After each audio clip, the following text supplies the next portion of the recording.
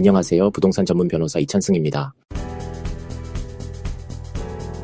부모님이나 형제, 가까운 가족이 돌아가셨을 때 상속을 단순히 재산을 물려받는 일이라고 생각하시는 분들이 많은데요. 사실 상속은 빚까지 함께 물려받는 문제이기 때문에 굉장히 신중하게 결정해야 합니다. 이번 영상에서는 상속 포기와 한정 승인의 차이점, 그리고 언제 어떤 선택이 유리한지 쉽게 알려드리겠습니다. 본격적으로 시작하기에 앞서 구독과 좋아요, 알림 설정까지 해주시면 앞으로 법률 지식을 더욱 쉽게 얻으실 수 있습니다. 상속 포기와 한정 승인 뭐가 다를까요? 먼저 상속 포기는 말 그대로 저는 상속 안 하겠습니다, 아예 상속인이 아닌 걸로 해주세요 라는 의미입니다. 민법상으로는 상속이 개시된 시점부터 상속인이 아니었던 걸로 간주됩니다. 즉 고인의 재산도 빚도 전부 다 포기하는 겁니다. 반면 한정 승인은 좀 더 유연한 제도라 할 수 있습니다. 고인의 재산이 얼마인지는 모르겠지만 받은 재산 범위 내에서만 빚을 갚겠다는 조건부 상속입니다. 즉 내 재산은 보호하면서 고인의 재산으로만 빚을 정리하는 방식이죠. 정리하자면 상속 포기는 상속 자체를 부정하는 것이고, 한정 승인은 상속은 하되 책임을 제한하는 것입니다. 그러면 어떤 경우에 상속 포기를 해야 할까요? 다음과 같은 경우에는 상속 포기가 유리할 수 있습니다. 고인의 빚이 재산보다 확실히 많은 경우, 재산은 거의 없고 채무만 가득한 경우, 상속을 통해 얻을 게 전혀 없고 관여하고 싶지 않은 경우, 혹은 자녀에게 상속을 넘기고 싶을 때, 그러니까 다음 순위에게 물려주고 싶을 때 필요합니다. 이때는 상속을 포기하면 다음 순위 상속인에게 자동으로 상속권이 넘어갑니다.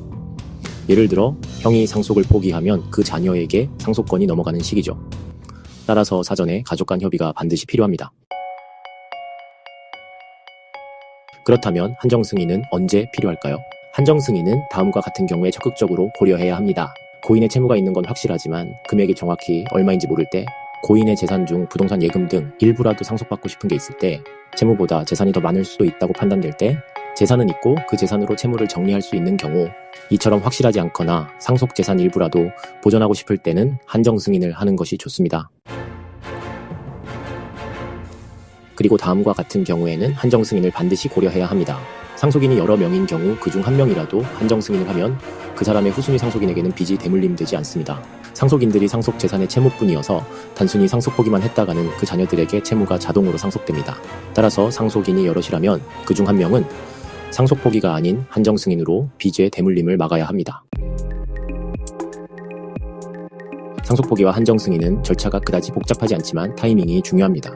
핵심은 3개월 이내입니다. 고인이 돌아가신 걸 알고 나서부터 3개월 안에 가정법원에 신고해야 하는데, 이걸 놓치면 자동으로 단순 승인, 즉 빚까지 전부 떠안게 됩니다. 상속 포기 절차는 다음과 같습니다. 신고서를 작성하고 인감증명서 및 가족관계 서류 등을 준비해서 고인의 최후 주소지를 관할하는 가정법원에 제출합니다. 이후 법원의 수리 결정을 받아 심판서를 수령하면 끝입니다. 한정 승인 절차는 조금 더 추가적인 과정이 있습니다. 한정 승인 신고서와 상속재산 목록을 작성하여야 합니다. 필요 서류를 준비하여 가정법원에 제출하고 법원의 결정 이후 5일 이내에 채권자 및 유증자에게 공고 및 최고를 해야 합니다. 이후 상속재산으로 청산 절차를 진행하는 것도 잊어서는 안 됩니다. 청산 절차를 제대로 거치지 않으면 한정 승인의 효력이 무효로 되어 단순 승인으로 간주될 수도 있으니 주의해야 합니다.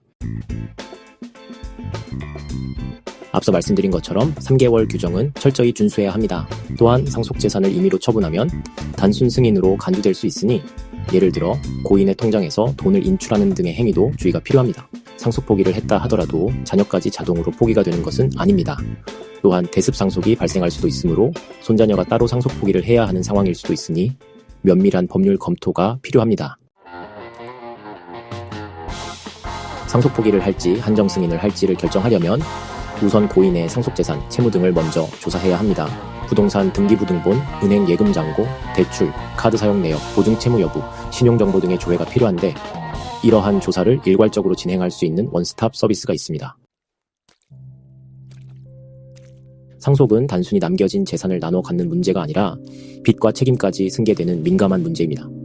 무턱대고 포기하거나 그냥 두는 건 가장 위험합니다. 정확한 정보와 전략이 필요한 순간입니다. 오늘 영상이 도움이 되셨다면 좋아요, 구독, 알림 설정 부탁드립니다.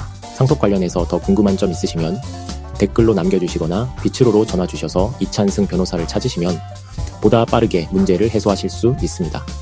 지금까지 이찬승 변호사였습니다. 감사합니다.